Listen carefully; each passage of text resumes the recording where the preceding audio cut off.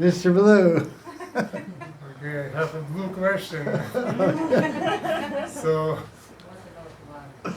is Krishna blue or black? The question is Krishna blue or black? Because these are quite different colors. Yes, black is not a color, by the way, but blue and black are different colors. That's true. Black is a color, you're right. It's not all colors, no colors, every color mixed together. Black. Is Krishna blue or black? Well, how many say he's black? No. He's bluish black.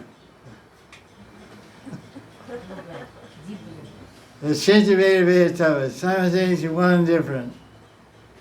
He's blue but not that blue, and he's black but not that black. He's usually compared to a rain cloud, so in a couple of months, in July, after July 15, 20, the rainy season starts, then you see monsoon make, rainy season clouds, and you'll see that cloud, those dark, that's color Krishna.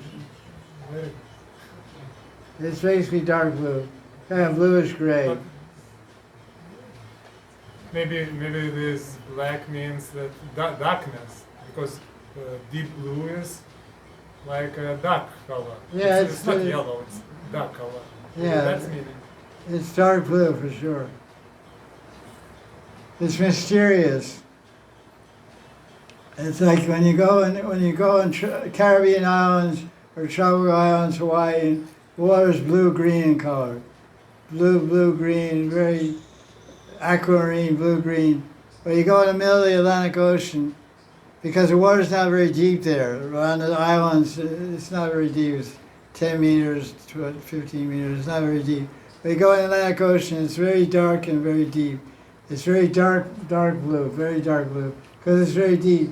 Mount Everest goes up, I don't know, 10,000 kilometers or something like that. 30,000, 10,000, I don't know. 9 kilometers. 9 Everest. 9 kilometers. Mount Everest is 9 kilometers high. That's pretty high. So, in the ocean, Atlantic Ocean, there's caverns that go down. Like a mountain goes up, there's caverns go in the floor of the ocean that go down 9 kilometers. The Atlantic Ocean is very, very deep, and it's very, very dark blue. So they say you can't reach the bottom of the Atlantic Ocean. So Krishna's dark blue because you can't reach the bottom of his qualities. He's depthless because his qualities are unlimited. So someone who's and deep ocean is very grave and very powerful and very mysterious. Krishna's very mysterious and hard to understand. So the only color that Krishna can be is dark blue.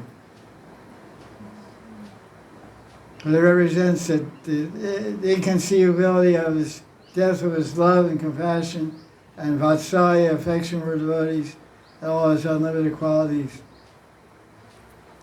And the gravity and immovability of Krishna. Other avatars are different colors, red and green, yellow.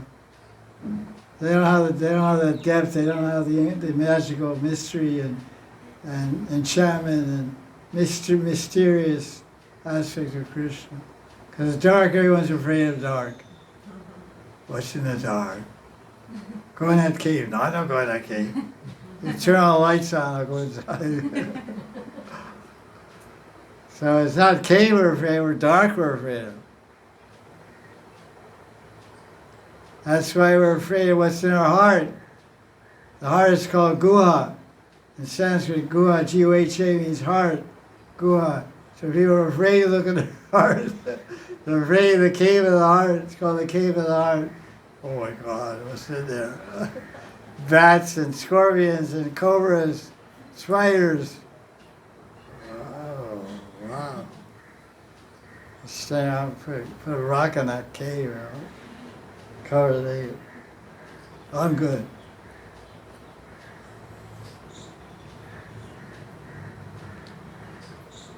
Different translators, they translate the word Krishna as black.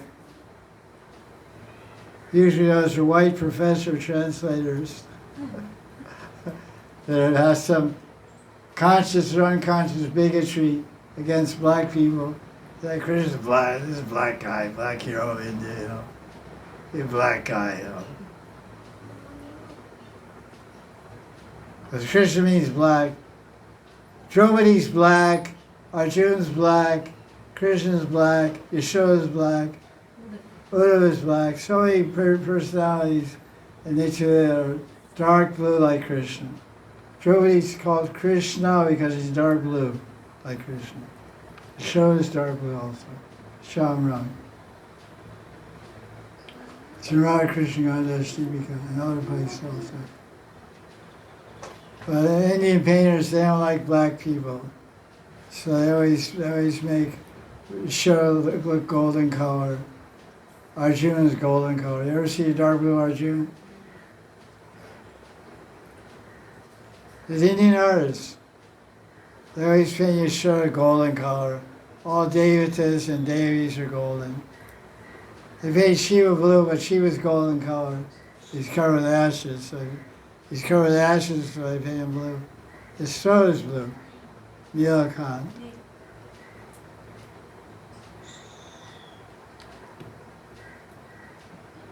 Mr. Blue has a good question. Mr. Blue has a good sense of humor. Good deal.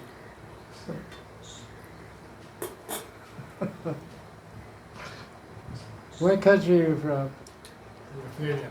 Lithuania. They're smart guys.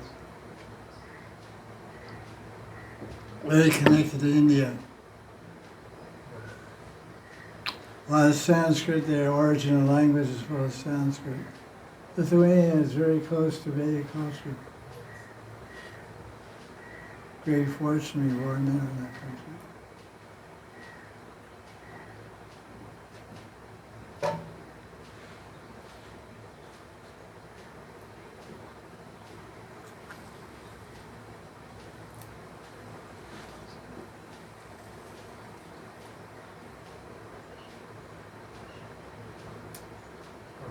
Another question. Krishna sometimes remembers that he is God, yes?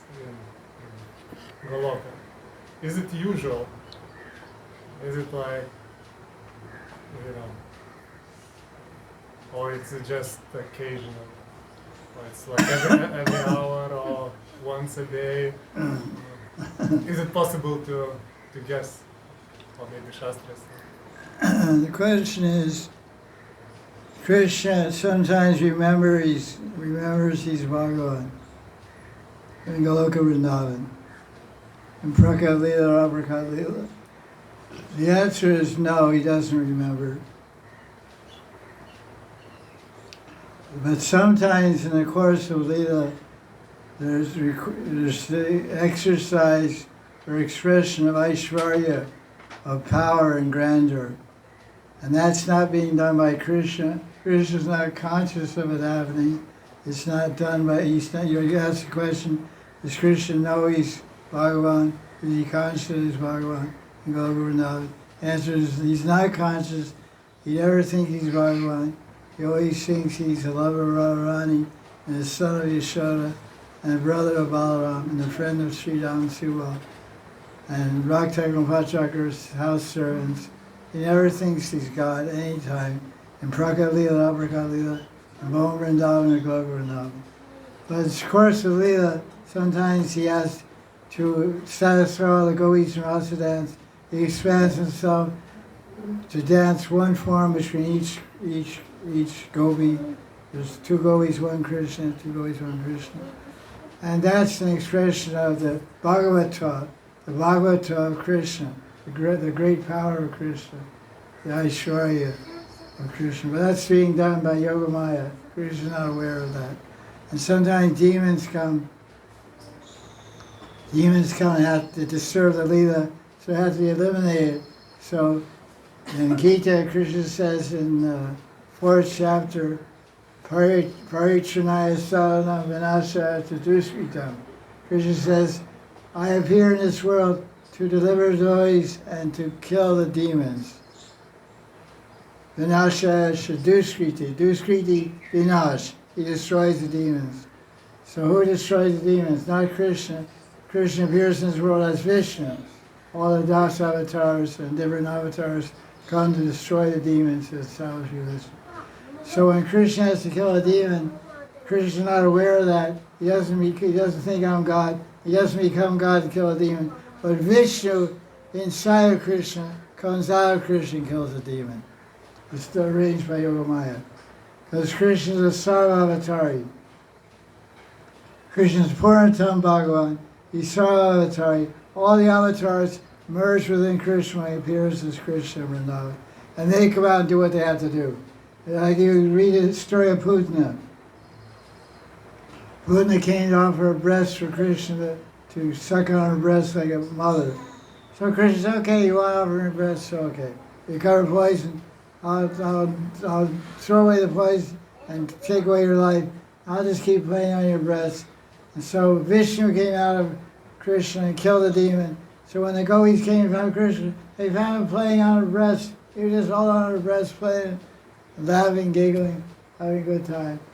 And she was 12 miles, 15 kilometers long, 15 kilometers lumpy, sharir, big body, huge body.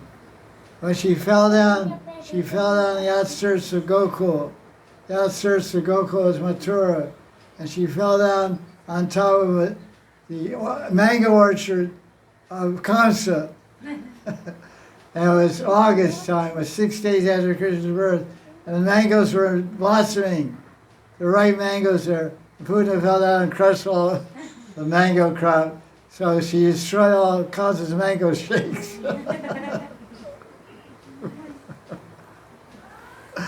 Kansa couldn't have any mango shakes. I don't know if Bhavati hears, I hope she doesn't hear.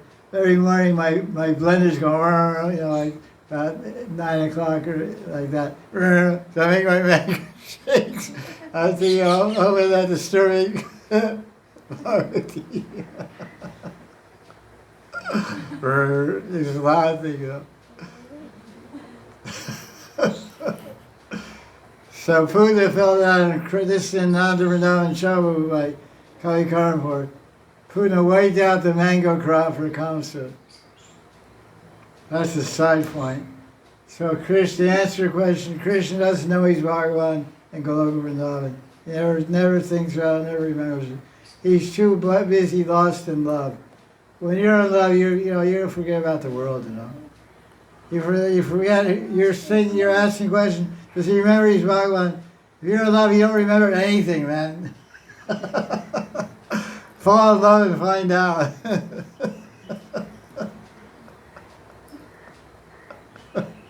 You don't remember your name, where you're from, or anything. So how much Krishna is in love? This is Prem Dham Vrindavan. He's praying through Krishna. Premai Radha, Mahabhava Survey Radha, Rasraj, Prem Rasraj Shri Krishna. That's the way to be. Be so much in love with Krishna, you forget everything, forget the world. Sarvapati Vinirmuktam Tattvavein Nirmalam. Forget everything. Go crazy in love. That's desirable. Are you raising a hand or?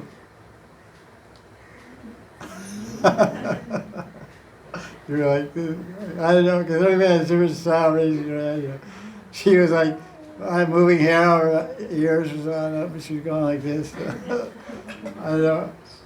Yeah, I think, watch the signals. Everybody signals a different way, That's the question.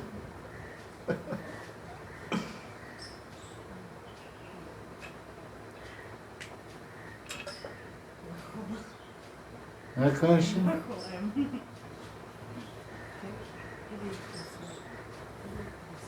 Can you read the question from the phone? You have to come over there. You have to move over there. I saw you, sir. Little saver there. Thank you. Yeah, nice voice also. Good, deep voice. Question from internet. Is there any exaggeration in verse Chaitanya Charitamrita Adi 7.25 slash 28, where it is stated that the entire world drowned in love of Godhead during Mahaprabhu's presence. So the question is there exaggeration? Exaggeration. Or was it completely so? Okay, thank you.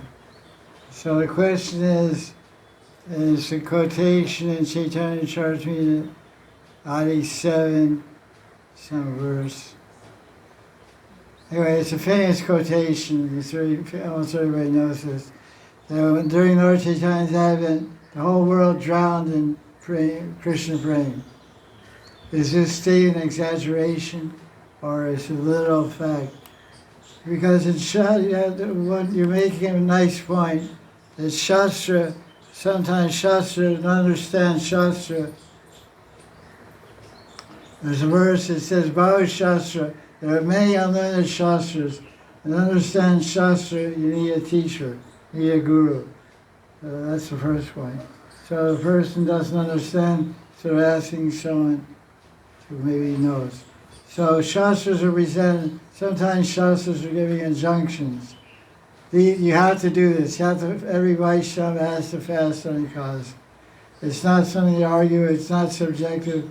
And sometimes Shastras are giving our analogies, or just giving some story. There's King Puranjana's story in 4th canto. It's a story, it's teaching an example of a king being attached to his queen and the fallacy of attachment.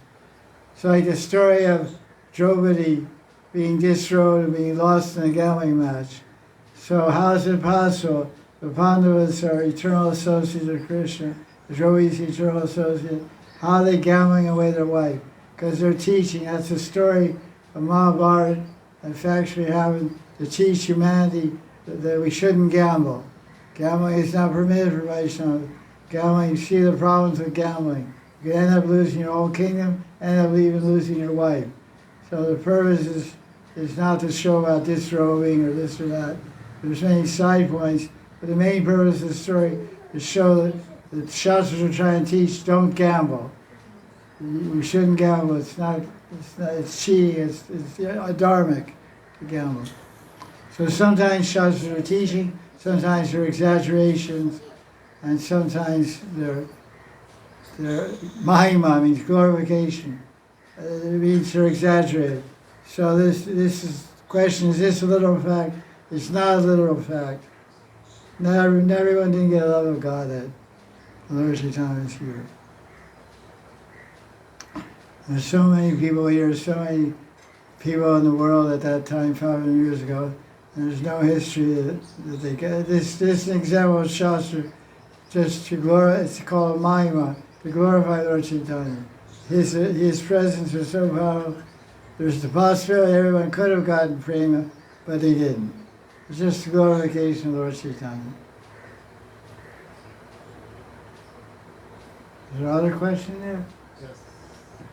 I'll show you a whole bunch of them. Chaitanya Charitamrita 7.81 says, My dear Lord, what kind of mantra have you given me?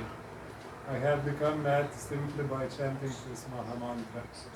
What is the mantra specified here? Hari Krishna mantra or Gopal mantra?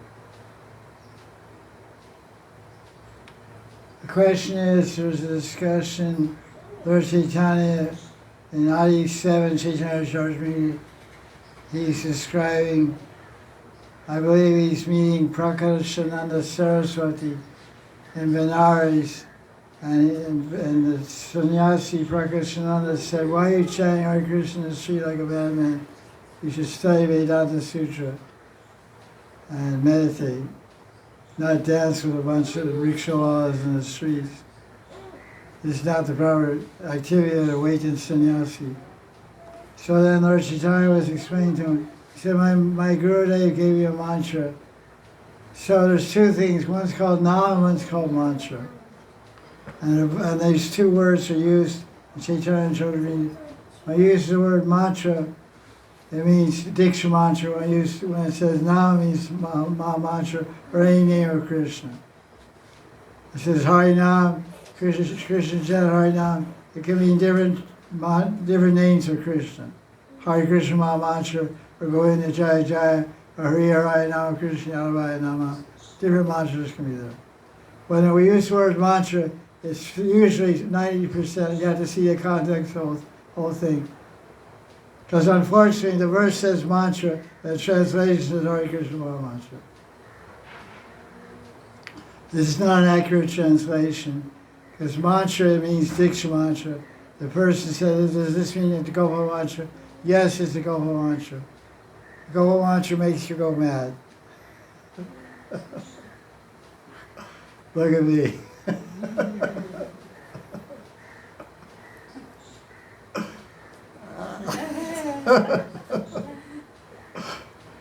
Sorry, late. Here, traffic jam for 1 hour in this galley. Yeah. Flat tires too, right? Got flat tires too, right? You see there's a traffic jam. I say, you got a flat tire also, right? This is the excuse you use when you don't come to school. So I got a flat tire in the traffic jam. That's okay.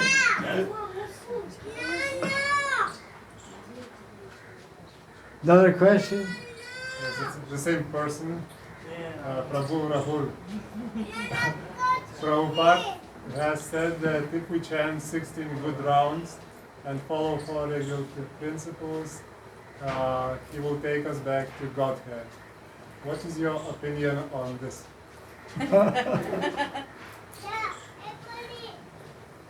If you chant 16 good rounds and follow the 4 principles, Yes. he will take us back to God. Who's he? I think on this Prabhupada. Prabhupada. It's Prabhupada's citation. Well, he says that, we have to accept that that's true. Who can disagree? We respect the Mahajan Vani. Mahajan Vani means the words of the great Mahajans. Prabhupada said we chant good rounds. Good is a qualifier. So good means without offenses, and good means after taking diksha from a guru. Because chanting rounds, good rounds means rounds avoiding the 10 offenses. One of the offenses, Guru Avagya, means disregarding Guru and the Guru principle. And one is Shastra Ninda, disregarding Shastra. Every Shastra says you should take Diksha. And Diksha defines receiving Gopal mantra. And Diksha means 2 things. Diksha means submitting to a Guru, it means being accepted by a Guru. So how can we be accepted by a Guru if his Guru is not here? The Ritviks have the idea they take initiation of someone who's representing Prabhupada. That's a good thing, but it's not according to Shastra, because part of the Diksha means there's 2 things to make Diksha complete. You have to submit to the Guru, and the Guru has to accept you. The Guru doesn't even know you, how does he accept you? You never meet the Guru. The Guru is in Goloka, how does he know you? That means there has to be physical presence of the Guru. And Abhasamar, it says Abhasamarpan, but the acceptance, just like marriage. She's my wife. Wait, let me ask her, is she my wife? I'm not married to him. He's going around town telling everybody he's your wife. You're his wife. I met him a couple of times in the mall, but I'm not married to him. What's he telling that? So acceptance is an important thing. That's the one flaw with the Ritik presentation. There's no acceptance. Somebody represents Prabhupada and says, they say on behalf of Prabhupada initiating you. But that Shastra doesn't say that. So I respect people that follow that system because they're not happy with what they're finding in front of them. So they're taking shelter of Prabhupada. That's good. They ultimately bring a good result. If not this life, the next life. But it's not according to Shastra. So how are they following Prabhupada's phrase, chant good rounds? Good rounds means free from offenses. Shalaninda and Guru Avagya are two offenses. Disregarding the Guru principle by not taking Diksha according to principles of Shastra, you describe how to take Diksha and Guru. There's personal acceptance. I accept Prabhupada as my Guru. Well, does he accept me? How does he accept you? Are you sure he knows you? Are you sure he accepts you? If you can say yes, then okay, that's your idea, but you have that's all you have is your faith. Faith, anywhere you are, your faith is your only asset. And your faith is true and deep with Krishna, and Krishna will make arrangements for your life to be successful. I know my own example, my own life is the same way. You just be loyal to your Guru. If you promise your Guru, be loyal to him and serve and have faith in Krishna. And Krishna will make adjustments wherever you need to get perfection. Well, you can't change the Shastra to suit your ideas. You may believe a certain idea in Brahma, that's okay, but it doesn't change the Shastra, edict of Shastra, the law of Shastra. So Prabhupada said you chant 16 good rounds and follow 4 principles. This good rounds is a very lot of purport to that phrase, good rounds. Are my rounds good rounds? Are my rounds free from offenses? Maybe not. And what are the offenses? Do we understand what the offenses are? Most people don't have a clear idea what the offenses are even.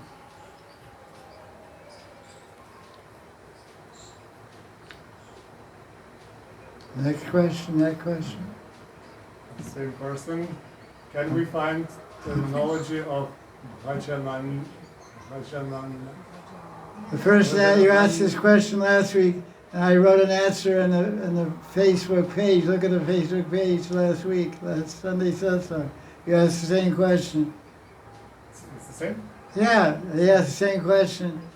Is Gostinandi, Bhajanandi are these words? I says the creation of EVT.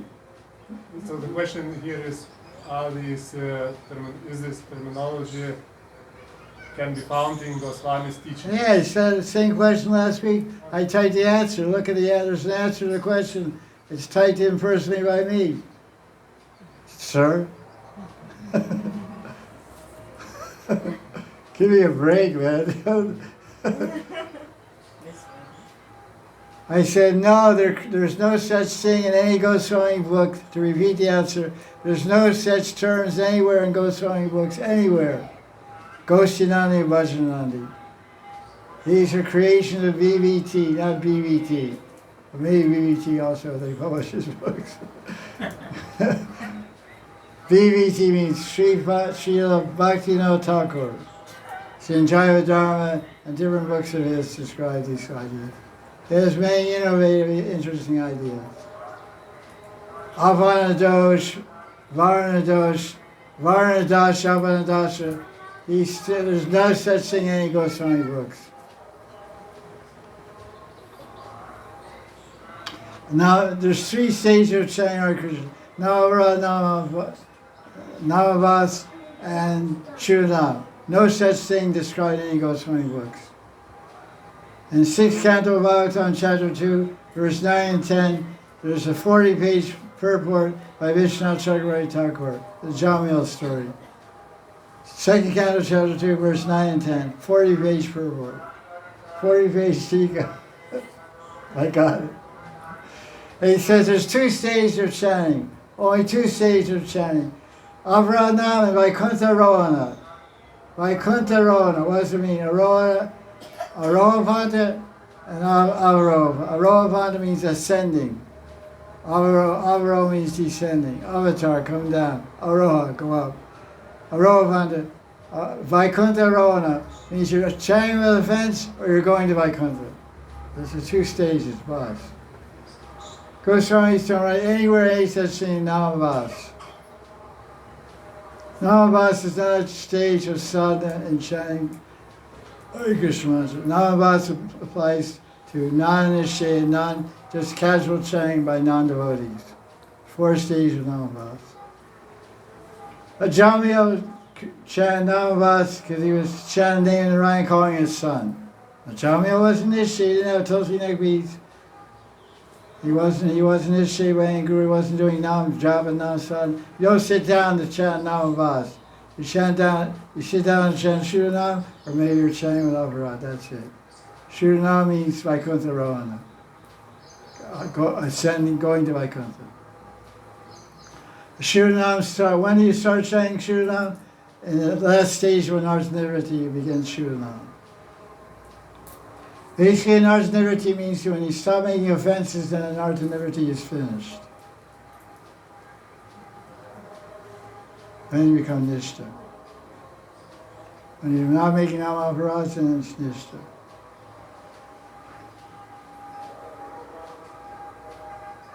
Well, I didn't record that.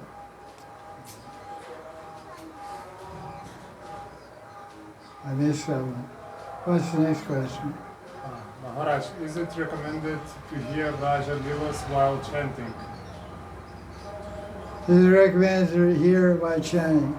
No, it's not recommended to hear Raja Lilas by chanting. It's recommended to meditate on Raja Lilas by chanting. You remember them. You don't listen to... There's a lot of people who narrate Lila tapes, go into Lila Amrita, and some go through it. And people like me. You don't listen to them and chant Java. You chant Java in your holy name and meditate on your heart and Lila. If you want to do it, you want to do some mixing of Lila with chanting, and you can't remember Lila, you read Lila for a half hour, you chant Java for a half hour, read Lila for a half hour, chant, read Lila for a half hour, read Lila books for a half hour, close the book, now chant for a half hour and try to remember what you read. Read for another half hour. This is the system. When you're chanting, you just hear holy name, meditate. One side of your brain meditate on the sound of holy name, the other side of your brain meditate on Lila. If you don't have any Lilas there to meditate on, you read for a half hour, and you meditate on those Lilas. Read for a half hour, close the book, pick up your beads, you read for a half hour, put down your beads, read for a half hour, deeply meditate, visualize, concentrate, and pray.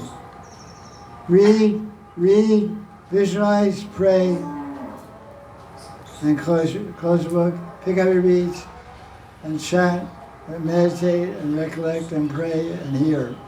That's proper. Thank you. Nice thing.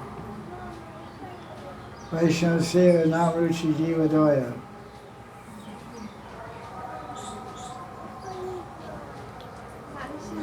Vaishnava. Can you say something about the Gaudiya Lila and Radha Kunda to explain and what is the monthly service in it? What Lila Radha? Gaudiya, when they eat there in Radha Kunda, Oh, Gaudiya Lila. and like Rajbhog is offered so opulently, but actually they eat only like it's more a picnic, it seems, forest.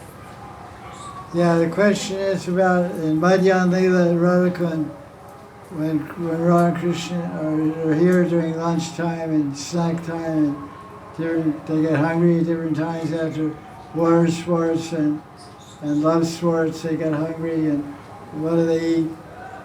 So they eat like Raj Bhog over here because it's noon time and it's Raj Bhog time.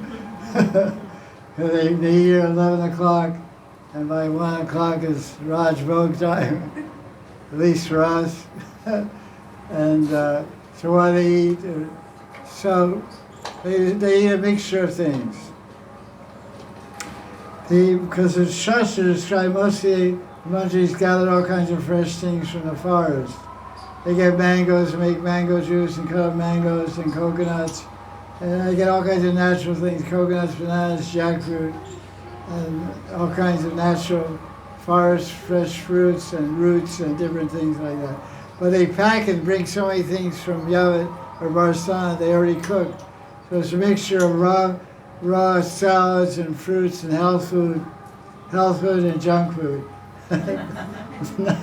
not junk food, but health food, and there's kachabog and pakabog, let's say that. Pakabog means food cooked in ghee.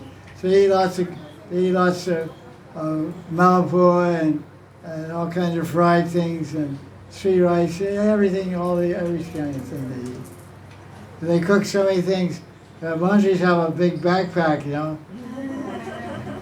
They have coolers on their back with ice cubes in it and stuff. They carry mangoes, cold mango shakes, and all kinds of things, especially now, strawberry shakes and strawberry smoothies and all kinds of good stuff, So the mixture of pakabog, which means food cooked in ghee, pakoras, samosas, kachoris, all these things they eat. Krishna's a king, a king's son.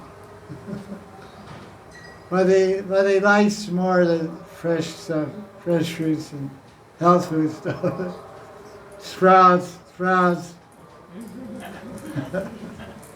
He eats sprouts. The Chaitanya Charitamrita says monk sprouts.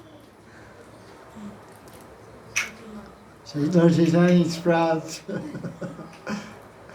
Chickpea sprouts, monk sprouts, alfalfa sprouts, meaty sprouts, organic lettuce. That's all I can say.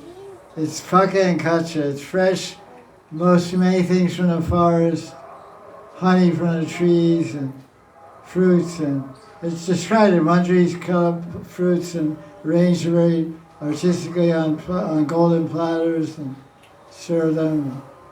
Champakalata's kunj, Champakalata Seki, she has a big kitchen in her kunj. Champak's kitchen, she has a big kitchen.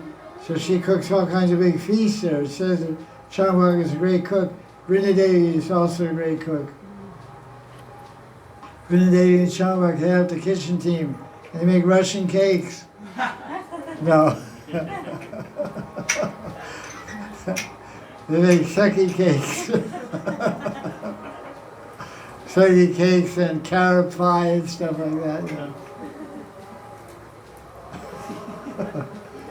Krishna doesn't eat chocolate.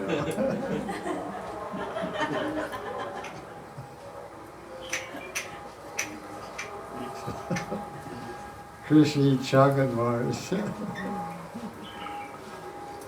Hard to imagine.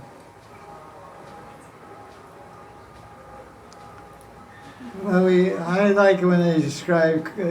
It says Radharani cuts up coconut in different pieces, different shapes, and she carves the coconut in different shapes for Krishna.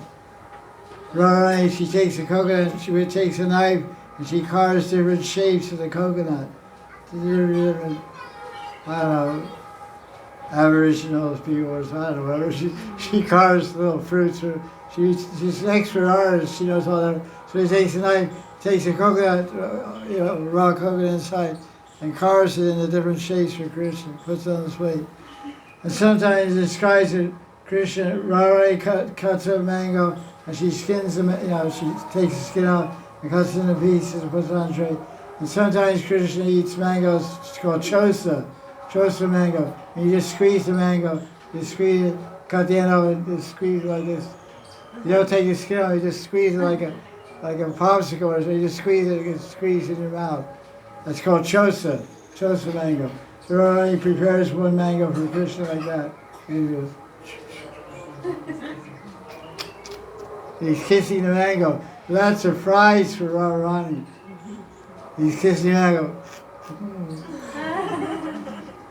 Look at Radharani. He's looking at Radharani. Oh, this is sweet. This is really nice. He's saying, oh, that lucky mango. I wish my lips were there. So fruit eating is a great stimulus for amorous love. Krishna eats a mango, he gets excited for amorous love. And the mango is Udipan for Stairati of Vadarati. Udipan means a stimulant and exciting. It's a mango. What's a mango? I get romantic about a mango, man. There's a chosa mango.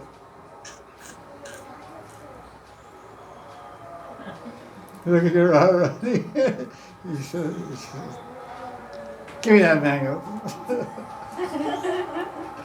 That's the lead. If he does that to lead, if he makes that face, lead to look, yeah, she'll grab it, throw it away, go out. All right, just look, okay. Radha will praise the fortune of the mango. Oh, behold the mango. Behold Am Baba. Bhaut Saubhagya, Bhaut Bhagyashali. Bhagyashali Am Ki Jai. Very fortunate mango. Nice question. Anything about food is always nice. Especially in India, you know. India's big on food.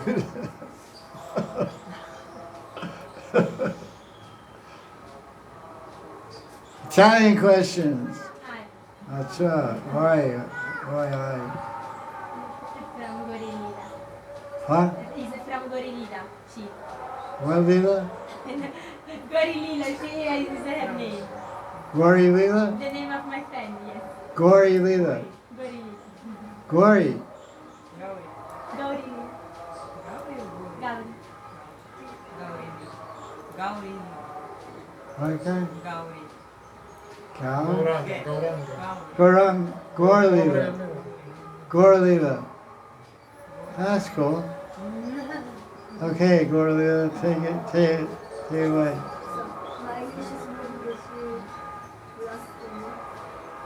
She wants to know how can we recognize the qualities of an authentic spiritual master. How we recognize the qualities of the spiritual Yes, master? what are the qualities of our spiritual master? How can we understand if a spiritual master is authentic or bogus? How we understand a spiritual master is what? How can we understand if a spiritual master is authentic or bogus? And what are the qualities of the spiritual master? The question is, how do we recognize if a spiritual master is real or bogus? Bogus is a famous word in this kind, man. I never heard the word before in my life, so I did this guy.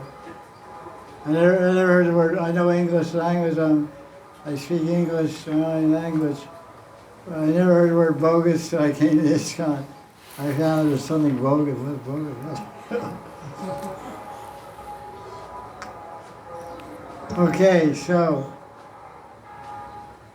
for someone to be a guru, he must have a guru. This is the answer given by Satyendra Swami.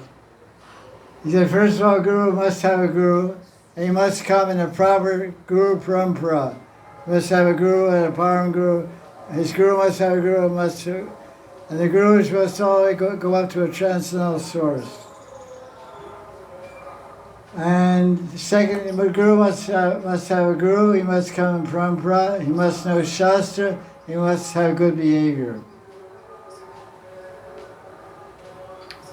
So the only thing you can perceive with your senses, you don't know if the guru has a guru. When you meet a guru, you don't know if the guru has a guru. Just like there's a famous guru on the internet called Sadguru. But if you ask Sadguru who is guru, he says, I don't have a guru. So he doesn't have a guru, means he doesn't have parampara. He has a lot of knowledge, that's for sure, about a lot of different subjects. But by definition, according to our Shastra, a guru should have a guru. The main thing a guru should have is Shastric knowledge. And the main quality of a guru should have knowledge of Shastra. He should know Krishna.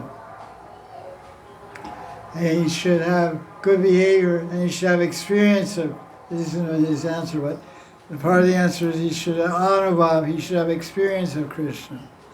But you can't measure, you can't see that. You can't see whether a guru has experience of Krishna or not. And you don't know how much knowledge he has unless you stay with him for some time. So that's why the Shastras say you should stay with the guru, you should hear from the guru and associate with the guru for minimum 1 year. Minimum 1 year, preferably 4 years. 1 year to 4 years.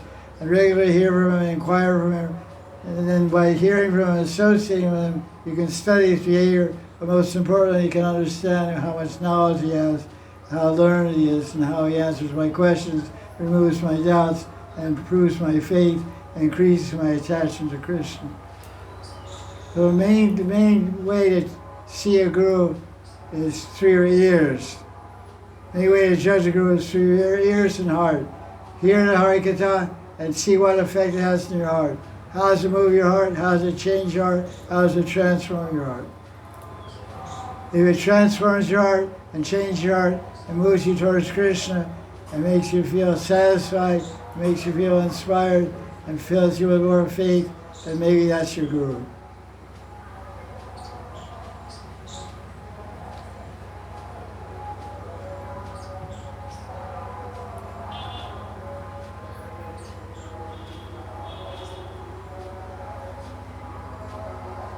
What time is it now?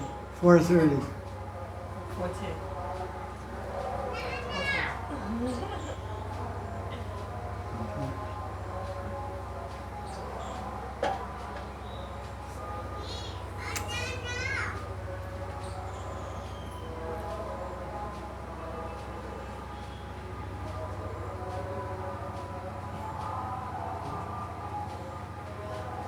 Any more Italian questions?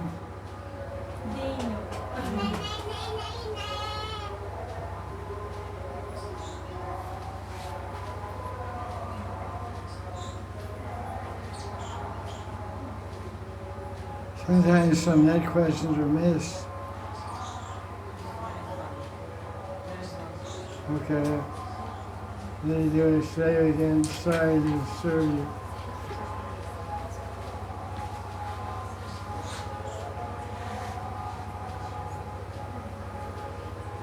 Maharaj, can you please give some details about previous acharyas in your disciplic succession, starting from Shri Advaita Acharya?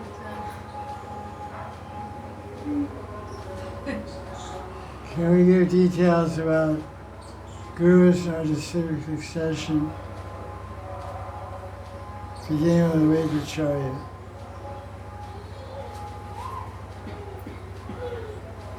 Shri Advaita Prabhu took Diksha from Madhavendra Puri, so that's how we have a connection with, and Madhvacharya, Madhavendra Puri was initiated by Madhvacharya. Well, he's in Madhvacharya's line, Madhva Sampradaya.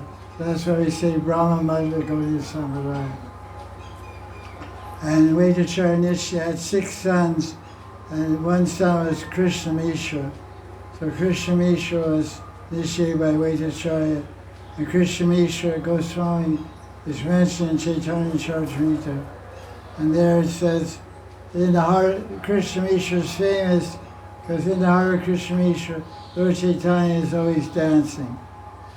So he's pretty advanced devotee. He lived during the time of Lord Chaitanya. So Krishna, our line goes to Krishna Mishra, who was initiated by his father. His father is Vaidacharya, initiated his son Krishna Mishra. Krishna Mishra initiated his daughter Subhadra Goswami. So every guru in the line is a family member from Vaidacharya. Every guru, we have about 13, I think 13 on 14th. There's 13 gurus in our line, and they're all family members. They're either sons or daughters or wives of they're all descendants of the Vaidya Prabhu, all the way down to Sanandas Babaji. Sanandas Babaji took initiation from Nanda Gopal Goswami, who is called a Vamsacharya. He's a direct descendant of Vaidacharya's family line. Vams means family. And he was the first Babaji. And Sanandas Babaji initiated Sri Krishnadas, Pandit Sri Krishnadas Babaji, and Pandit Sri Krishnadas Babaji initiated me. So I'm the 14th line of gurus in my parampara. So this is what I can say about our parampara. So all of them are grihastas, and the last last three devotees in our Diksha Brahma are Babajis. But to give you an example of the kind of grihastas they were, I can tell you something about Ananda Gopal Goswami. Ananda Gopal Goswami is in our Guru Parampara.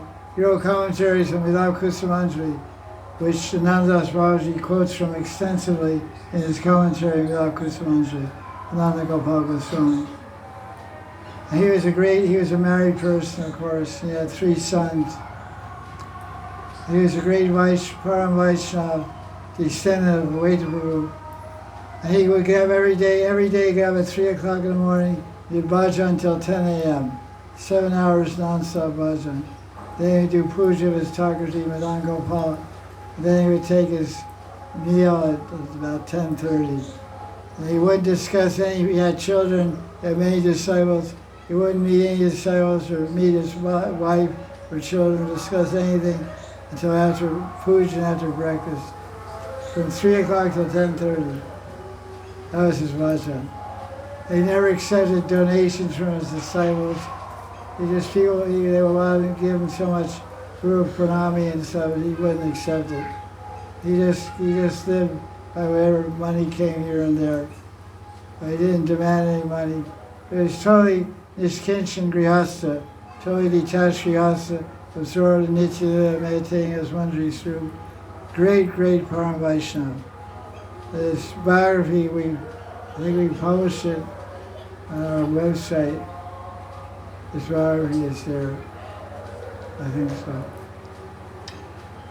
And so our line is like this. Our line is all family descendants, all Brahmin descendants of Vaidapur's family line, all the way down to 1950, 60, and then it began with Babaji's.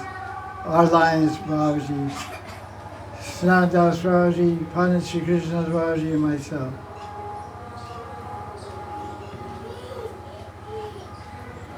Jaya Jaya Sri Radhe. Another question?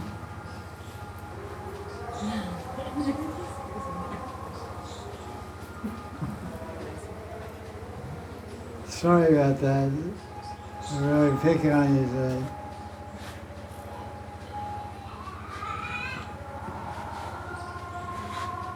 Gurudeva in Mathura Mahatyam, it says that one who chants the Taraka mantra actually lives in Mathura. What is the Taraka mantra? So the one who chants the Taraka mantra lives in Mathura. I read somewhere once, was a Taraka mantra? I can't remember right now, I don't know. But we don't care about that Taraka mantra. We have the Maha mantra. That's the quotation from Madan, which is a collection of quotations from different Puranas. Taraka mantra, I can't remember what it is. Taraka. Taraka means Tarani. Tarani means a mantra. Basically, the Taraka mantra is a mantra which delivers one from samsara. There's Taraka and Paraka. There's the Taraka mantra and Paraka. Parakar means Parkar. Parkar means to go across the ocean of birth and death. And Tara means to deliver. So they mean the same thing.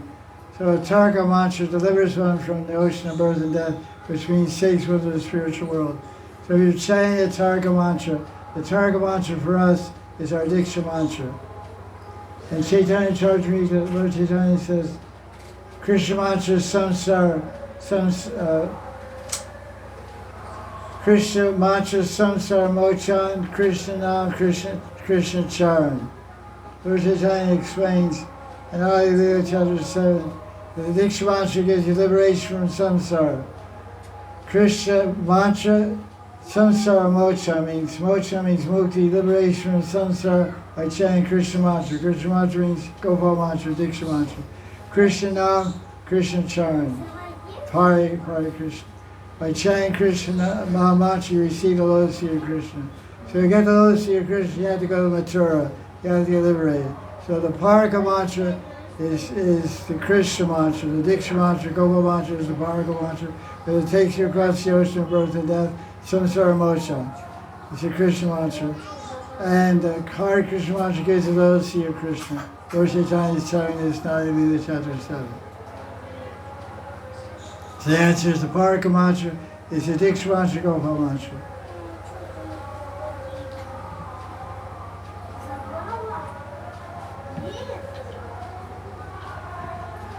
One more. I have heard that somewhere it is said that 1/4 of creation is in material world. What? 1/4, like 25%, jivas in material world. Is it so said in Shastras?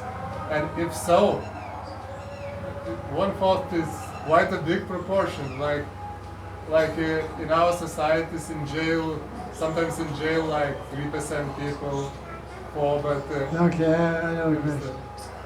The question is, the person said he read somewhere in Shastra, heard somewhere, that the material world is 1/4 of creation, and the spiritual world is the other 3/4 the spiritual world.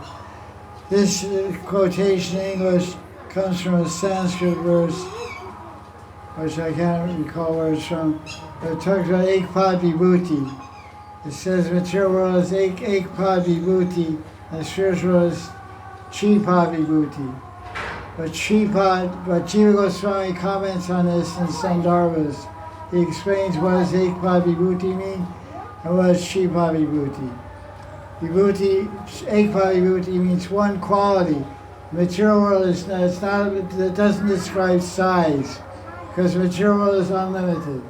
Material world, there's no limit to the material world. There's billions and billions of material universes, and they're expanding more and more every second. And there's millions and millions of spiritual universes, and they're expanding every second.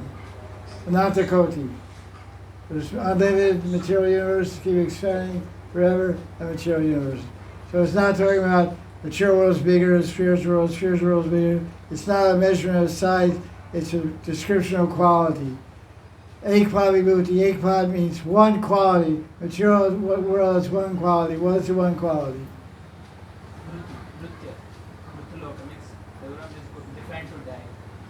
Mrityu, the quality is fear.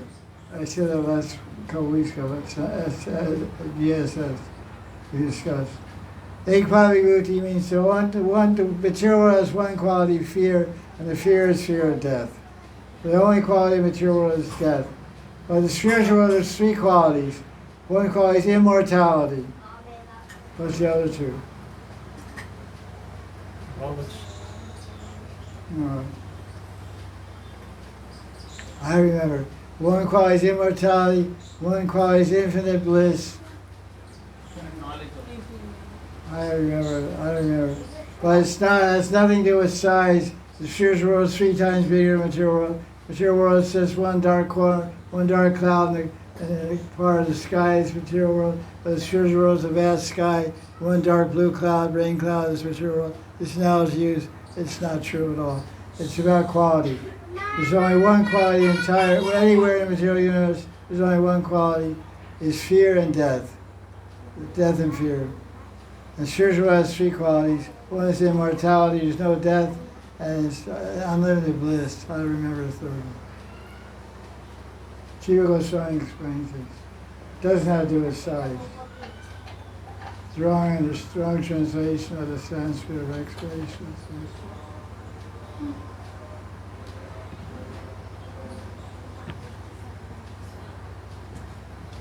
Another necklace? They really get an exercise today. Oh, your knees are good.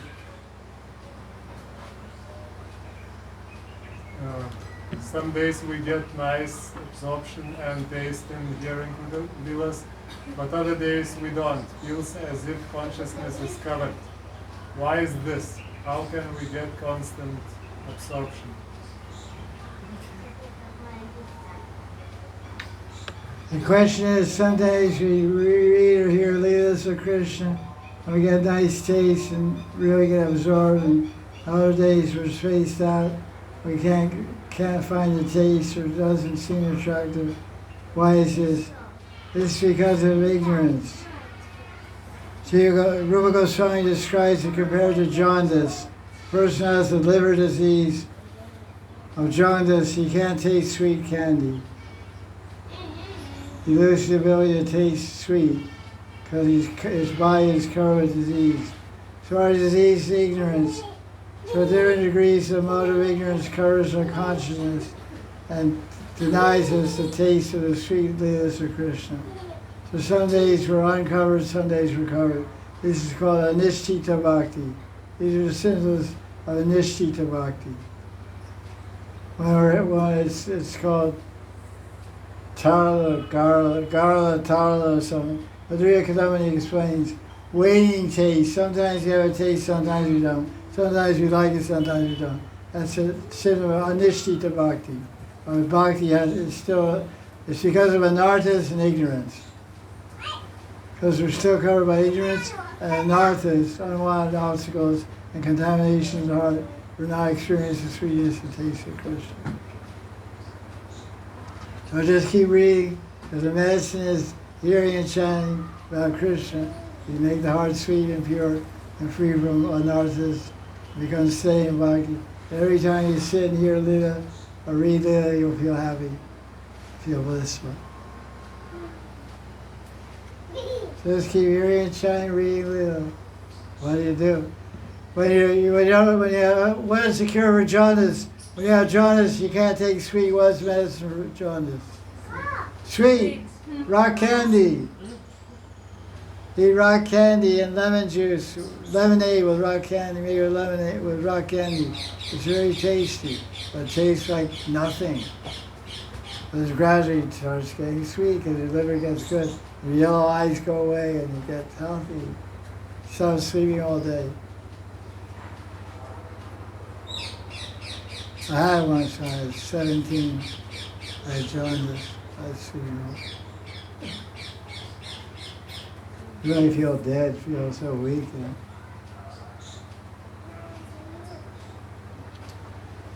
Health is an amazing gift, you know. They say health is the greatest wealth.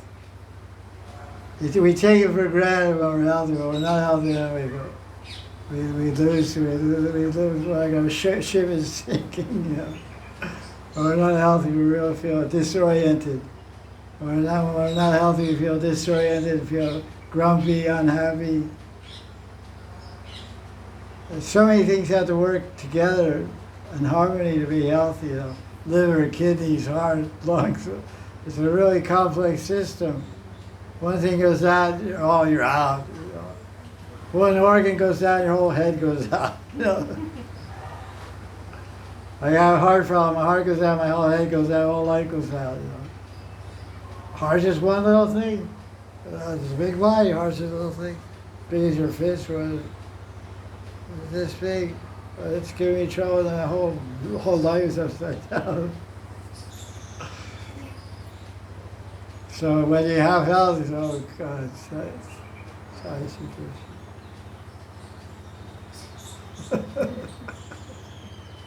Cross your fingers and hope it lasts. Or a winning roll, you know. It's, you know, it can go through your hand in a second.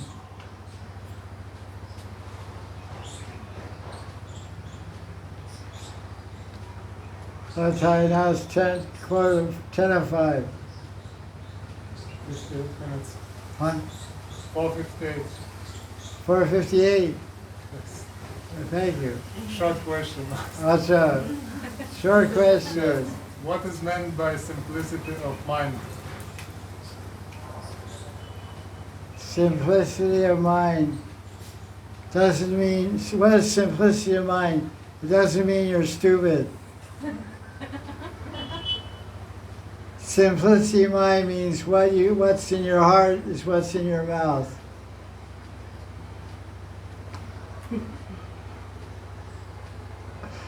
What you think in your heart, what you feel in your heart is what you say in your mouth. Otherwise, you have a dichotomy, you have a split personality. You're thinking one thing and saying another thing. That's a complicated mind. That's a clever mind. That's a cheating mind. That's a dirty mind. That's a hiding mind. You want to hide something. You have some deficiency. You have some hang-up. You have some ego problem. You're trying to hide behind your clever mind.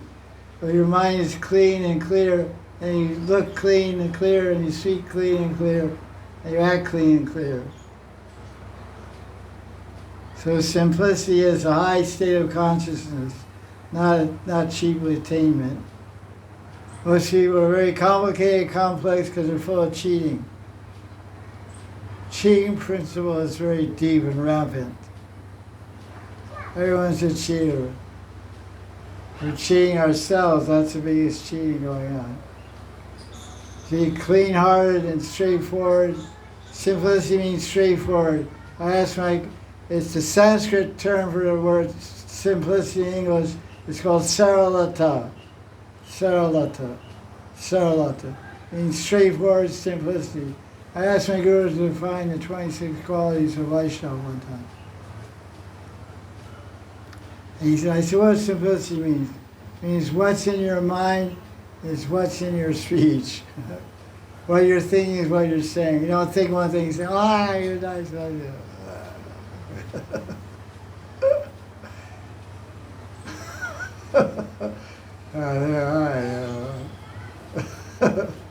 Step outside.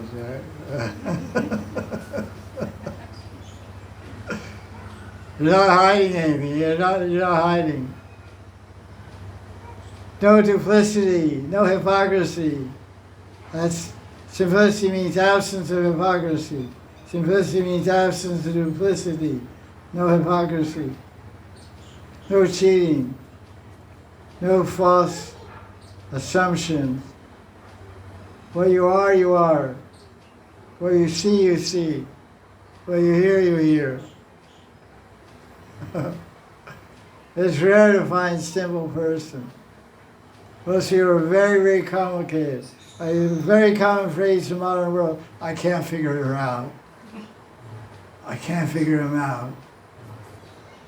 I can't figure her out. Very mysterious person.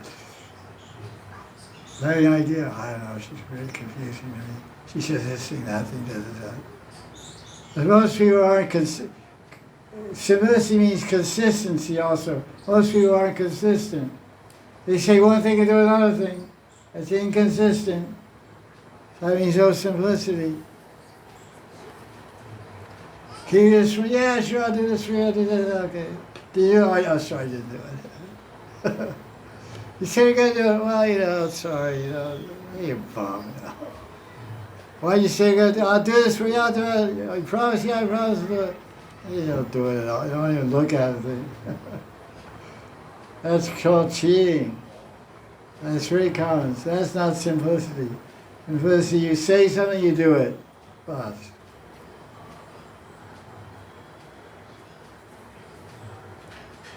you ever see masks, sometimes you all have masks, Put a mask on their face.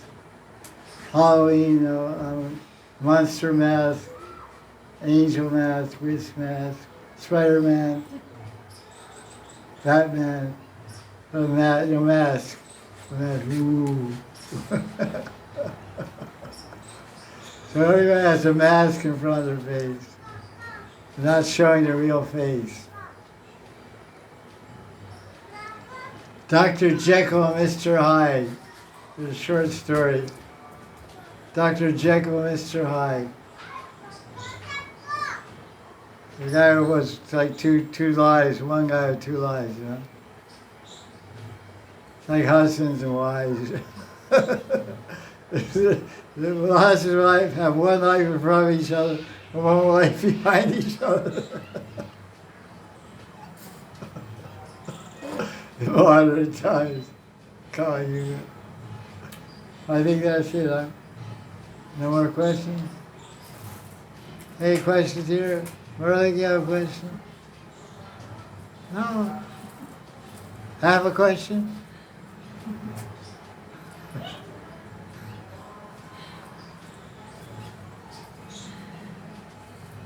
No pressure.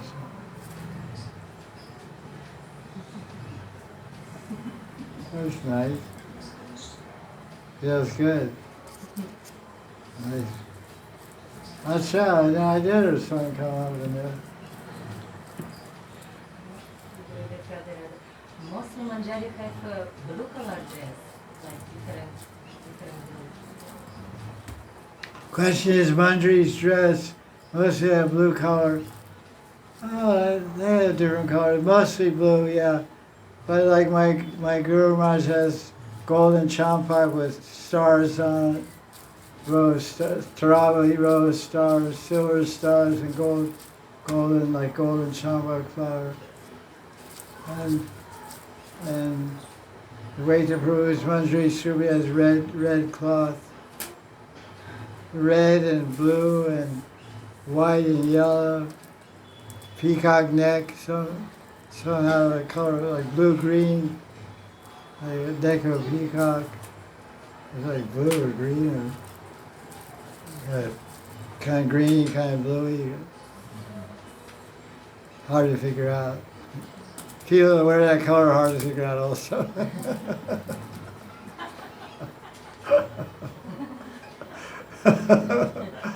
Is it blue? Is it green? Or what? How do you describe peacock neck? It's blue. It's green. It's iridescent blue, or if you had to see in the sunshine, it looks kind of green, blue. Right? Sometimes purple. Purple also. Yeah. Yeah, even sunshine, during lighting. It's true, it's color. So the answer is, do mostly Manjaris wear blue like Radharani? The answer is yes. But, like in the Astasakis, there's some have red, some have white, there's Astasakis, 8 Sakis. So, one has yellow, one has white, one has crystal color, Indulake has white, and Chitrasakhi has crystal color, which is like diamonds or crystal or whatever that means. Crystal, whitish kind. And 3 or 4 are blue. So it's like I'd say at least 50% are blue. The other 50% of Sakhi Manjaris are yellow, white, 3 colors. Any more question? That question? Right?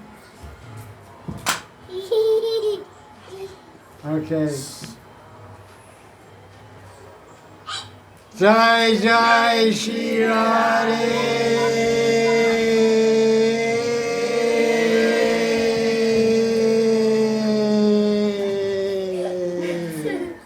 Stop.